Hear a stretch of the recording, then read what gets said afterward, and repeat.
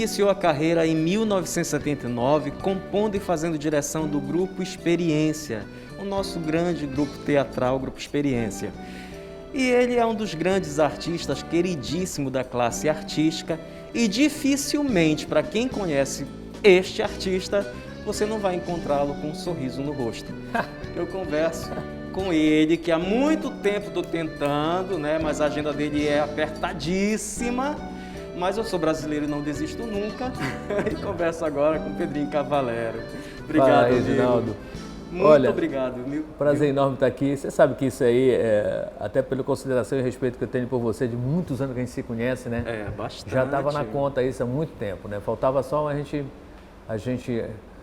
planejar legal, assim, para as coisas acontecerem, né? Prazer estar aqui com você. Eu tenho até uma história, gente, porque assim, entre as várias experiências que eu tenho de contato com o Pedrinho, a primeira, talvez, que mais marcou comigo foi assim, a primeira vez que eu conversei contigo.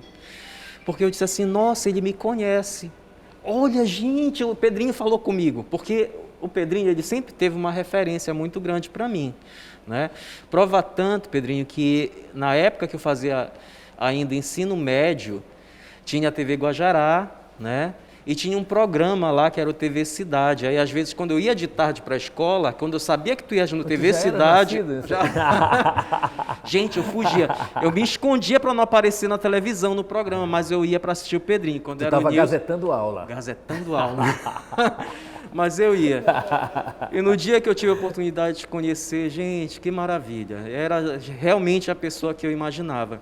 Mas dentro disso, eu quero te colocar uma outra questão, né, que está associada a isso. Hoje, tu consegues perceber essa importância que tens para a música paraense e o quanto as pessoas te veem como ícone, né? Porque às vezes assusta, algumas pessoas não gostam de assumir esse título, né? Eu sou ícone da música, tal. Mas tu consegues perceber essa importância que tens para a música paraense? Reginaldo, agora, eu nunca pensei assim, sobre isso, ok, né? Mas eu comecei a perceber algumas coisas depois que o tempo passou, o que é natural, né? Claro. Porque isso é um ciclo da vida. Com Eu certeza. também tinha as minhas referências, né? Então, eu posso te citar aqui que o Guilherme Coutinho, né? O Nego Nelson, né? O Everaldo Pinheiro, né? Esses caras, eles eram minhas referências, né? Enfim, tantos outros aí, o Valdemar Henrique, que foi meu amigo, o Rui Barata, né? Que também foi meu amigo, o Edir Proença, né? Então, uma velha guarda aí, que João de Jesus Parloreiro, né? E tal. E essas pessoas foram referência para mim. Nilson Chaves. Sim. Também foi, né? E o que aconteceu é isso, exatamente essa história que aconteceu quando você se aproximou de mim, né, no caso. Eu também me aproximei do Nilson, em 79, quando eu conheci pessoalmente, porque eu já conhecia a história, algumas coisas dele, né? Porque sou ligado à música e tal, apesar de naquele tempo as coisas não eram nesse nível, né? Sim. E Nilson foi embora morar no Rio já nos 70, no início dos anos 70. Então ele vinha só de vez em quando. Coincidiu que a gente estava fazendo, em 79, como tu colocaste aí, começou a minha carreira, eu conto a minha carreira profissional em 79, porque foi meu primeiro cachê no Grupo Experiência, através do Rui Godinho. Eu estava na faculdade e eu fiz uma prova e fui fazer um estágio remunerado no Banco da Amazônia. Lá eu caí no mesmo setor de um cara chamado Rui Godinho, que é escritor, pesquisador, inclusive tem livros aí lançados no Brasil inteiro. Hoje ele mora há muitos anos lá em Brasília, né? E o Rui, essa relação de amizade do ler o livro, me empresta o disco e tal, não sei o que, papapá, ele me disse, olha, eu sou ator, sou do Grupo Experiência, eu nunca tinha ouvido falar do Grupo Experiência, né? Isso já foi em 78. E aí eles começaram a planejar um projeto, uma peça teatral chamada Os Perigos da Bondade. E o Rui um dia chega comigo e diz assim, Pedrinho, tu não queres participar, tu não queres fazer a trilha sonora da peça? Olha a responsabilidade. Musical. Eu falei, Rui, tu não é normal, tu é doido. Eu não tinha experiência, não tinha... Agora, eu já era compositor, já estava ali fazendo com o Jorge Andrade, né? E já estava fazendo com ele as coisas. Tanto que no primeiro momento, na primeira reunião que teve, e eu lembro bem disso, Eu chamei o Jorge, falei, Jorge, vem cá, bora lá assistir a primeira, ele está aqui, né, confirmando, né? Assistir o ensaio da peça. Na realidade, era a leitura do texto, pô. Era a leitura do texto, tá? E aí, ali naquele momento, eu comecei a sentar minha cabeça, que no primeiro momento o coração pulsa, né? Da dor de barriga e tudo mais, né? E eu olhando aquele pessoal lá, mas era nós todos, aqueles atores, estava todo mundo conversando, Vlad Lima, Cláudio Barros era menino, Paulo Fonseca, né? Era Natal Silva, era uma porção de gente também começando a sua carreira artística, né? Então era tudo moleque, tudo no mesmo balaio, né? Então eu acho que esse frio na barriga não era só meu, era de todo mundo ali, né? E ali começa uma grande história. Só que eu comecei a fazer com o Jorge, comecei a compor com o Jorge em 77, né? Porque ele era primo dos meus, ele é primo dos vizinhos meus. Eu morava em Batista Campos, criei lá e tal. E os vizinhos dele, ele era primo dos vizinhos. Ele ia final de semana para lá. Foi ali que eu conheci o Jorge. Eu era menino mesmo. A gente ia bater bola, brincar de porrada e essas coisas. A gente começou a fazer música. A história que eu lembro da nossa parceria começa na casa do Geraldo, teu primo, que era meu vizinho, lá em Batista Campos, e tu começas a falar sobre algumas coisas que me chamou a atenção. E tu já estavas fazendo música com o Jango. O Jango. Com o Jango, tio da André Pinheiro. Exatamente. Miranda. Foi o primeiro parceiro meu. Teu primeiro parceiro. E aquilo me chamou muita atenção. Quando eu li um texto e eu vi que para mim era garoto, sou mais novo que tu, 5 anos, né? E ali naquela época eu era menino de 14 anos talvez e tal. E aí me chamou a atenção a coisa do teu texto, sabe, a veracidade, vamos lá assim, do texto, né? A gente já tinha uma certa maturidade, não como eu, era aquela coisa de menino, né? Nós tínhamos referência, a gente gostava de música, a gente era jovem, na época dos Beatles e tal, mas a gente gostava de música da bossa, de samba, de Vinícius, de...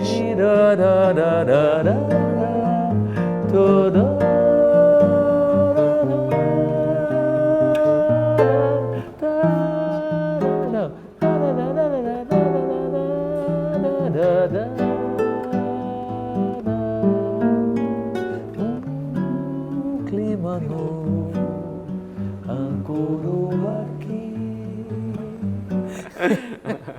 E é ali que eu conheço o Jorge, né, jogando bola, brincando na rua, né, pedra e mangueira e tal. Agora falaste também que a tua carreira ela começas a contar a partir do primeiro cachê, né, 1979. Sim. Só que a tua vida artística ela começa antes, né?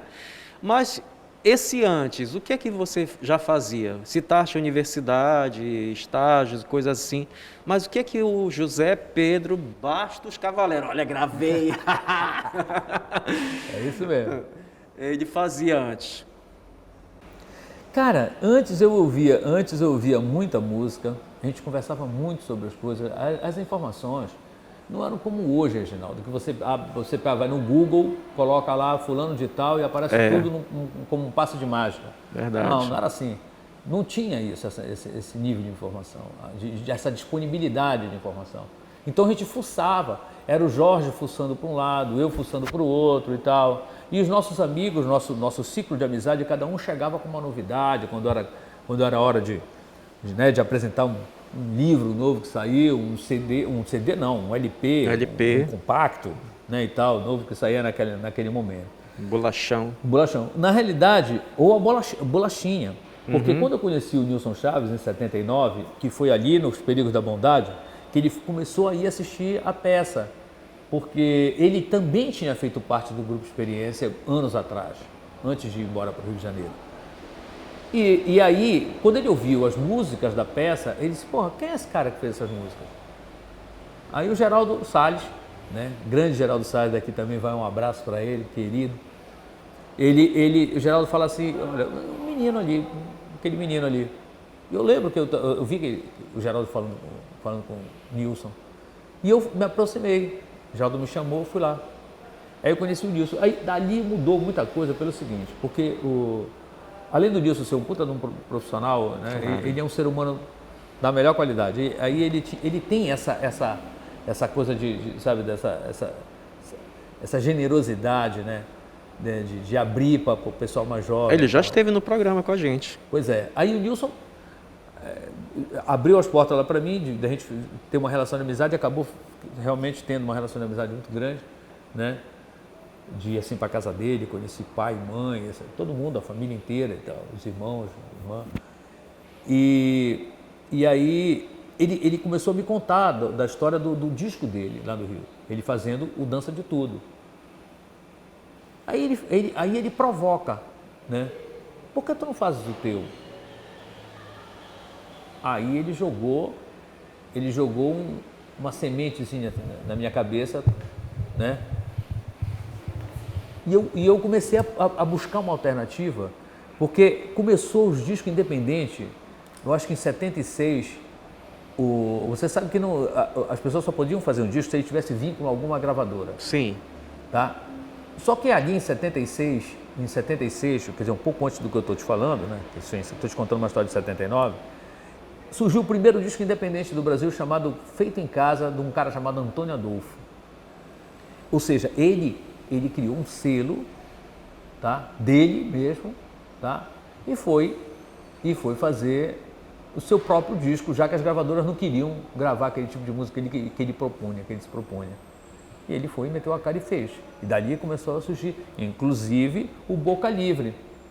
Que interessante. O Boca Livre. E eu fui gravar no mesmo estúdio do Boca Livre, que era o mesmo estúdio do Nilson Chaves. Conheci aquela turma lá naquela época. Mas como foi isso, Pedrinho? Porque assim, eu imagino que era uma época um pouco mais difícil, no sentido de que, se hoje, com leis de incentivo à cultura, com editais e tudo mais, já tem uma dificuldade, nessa época, o que? Era recurso próprio? Como foi? Exatamente. Não, foi alguns amigos, família, família, meu pai, meus tio, minha mãe, né?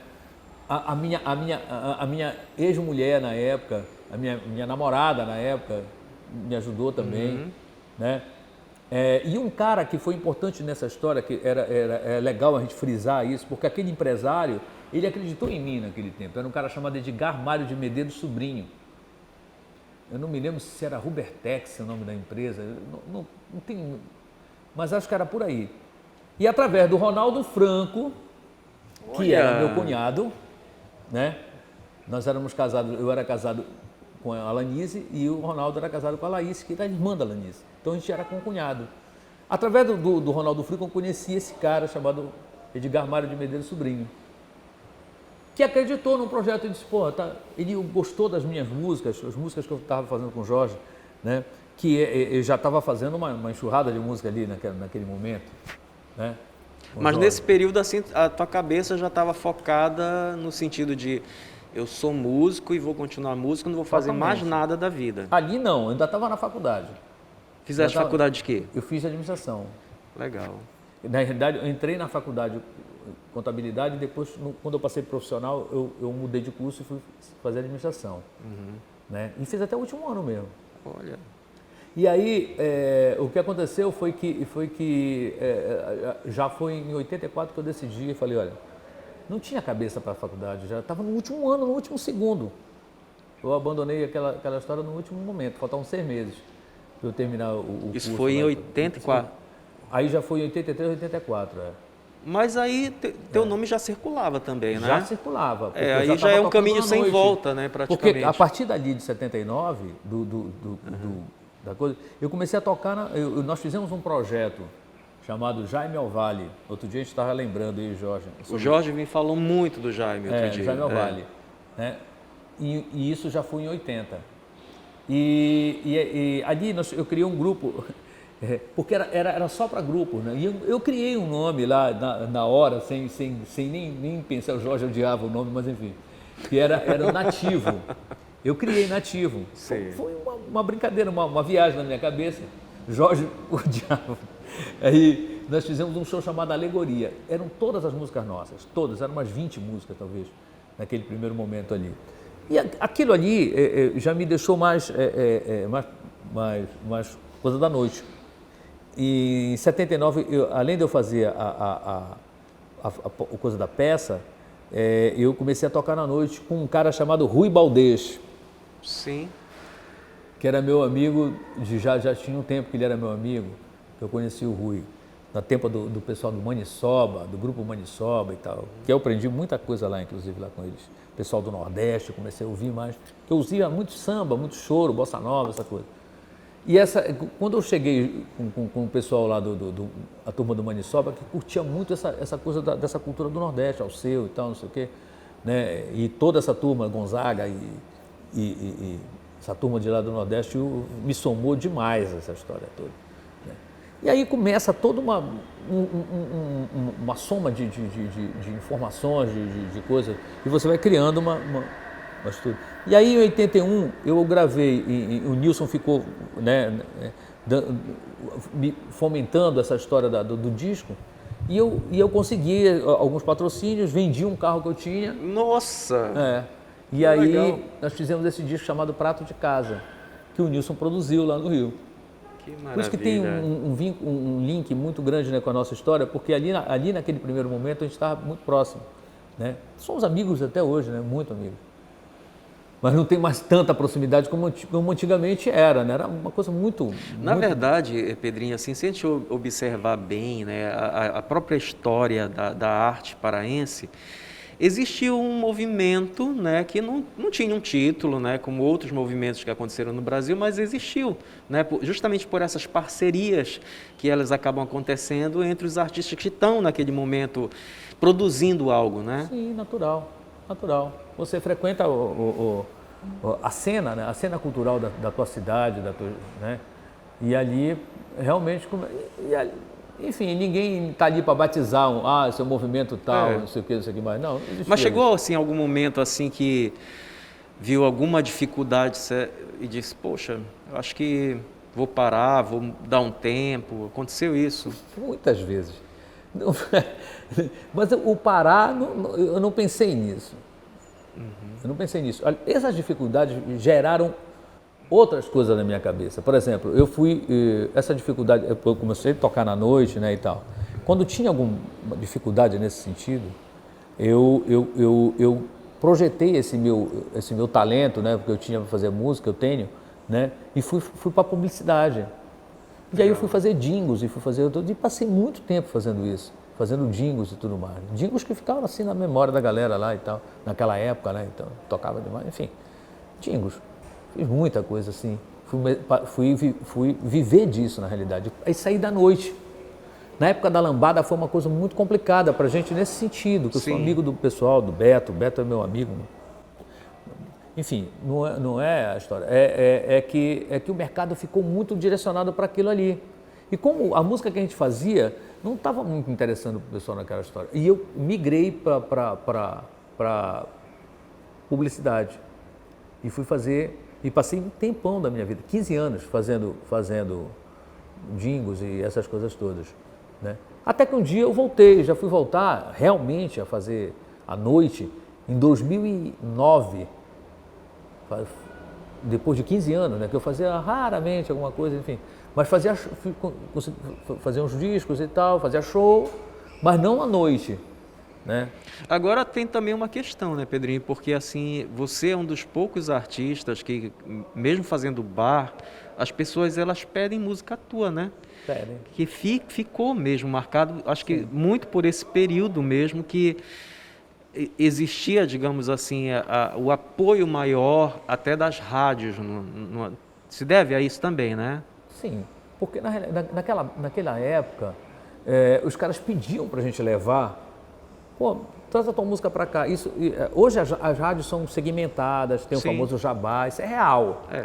Isso é real, né? Naquele tempo não existia isso. Existia que o cara tinha um tempo que ele tinha que enfim, criar elencar músicas para colocar lá e músicas regionais. Eu acho, não sei se tinha alguma lei de obrigatoriedade disso e tudo mais.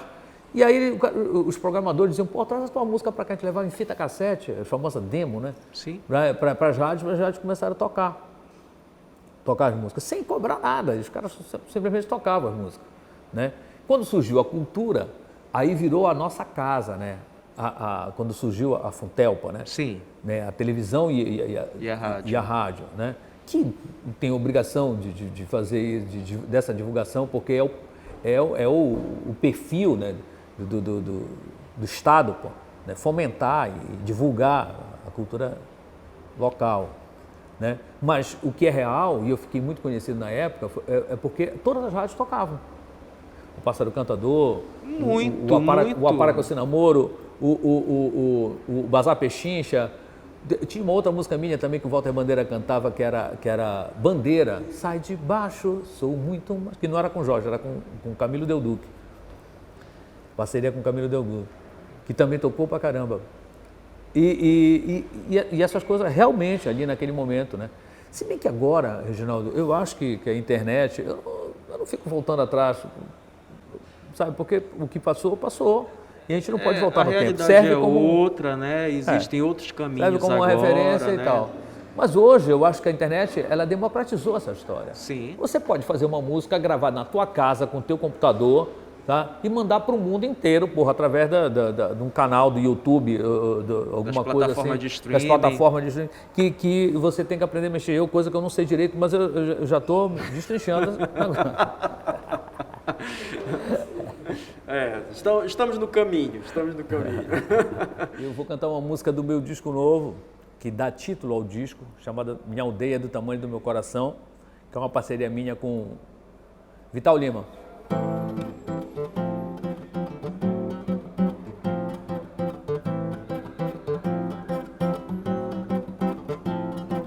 Minha Belém, quem chega aqui de barco é que vê bem as histórias que ela tem nas contas dos teus olhos de açaí profundos, e esses anjos, um em cada ponta das fronteiras que vão dar no mundo. Minha Belém, quem chega aqui de barco é que vê bem as histórias que ela tem nas contas dos teus olhos de açaí profundos, e esses anjos, um em cada ponta das fronteiras que vão dar no mundo. Uma delas se abriu, meu pai não disse não, minha mãe me sorriu menos no coração. Então eu fui por aí, minha sorte encontrar. Parte eu quis, foi por mim, parte eu só vi chegar.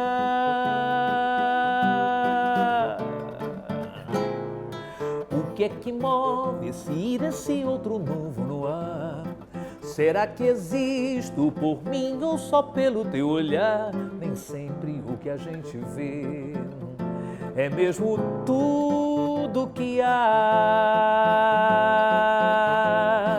O que é que move esse ir, esse outro novo no ar? Será que existo por mim ou só pelo teu olhar? Nem sempre o que a gente vê é mesmo tudo que há.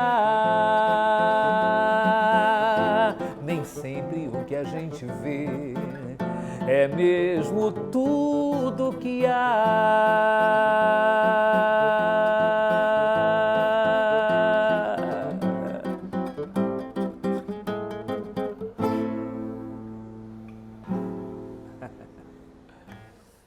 Agora, tem uma parte da tua história que eu creio que também seja significativa, que são as participações em festivais, inclusive internacional.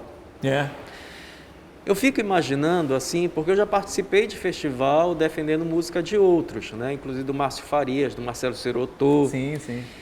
E eu sei o que é a alegria do compositor quando ele vê que aquela obra que ele se dedicou, ela é coroada, né? Sim.